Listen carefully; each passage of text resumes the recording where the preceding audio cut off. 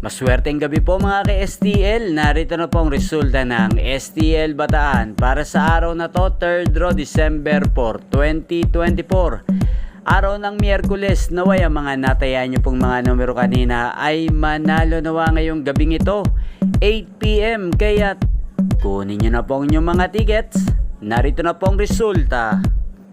Ang mga numerong nanalo sa STL Bataan ngayong gabing ito, December 4, 2024, 8 PM. Third draw result, 35 at 4 in exact order. Sa lahat po ng tumaya kanina sa STL Bataan para sa third draw ng 35 at 4, congrats po sa inyo. Panalo po kayo. Again, 35 at 4. At ngayong gabing ito, shoutout natin sa STL Bataan si Kuya J.Et.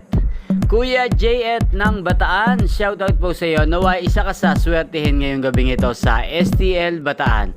At inyo pong napanood ang resulta ng STL Bataan sa channel na to, Roderick Hernandez TV.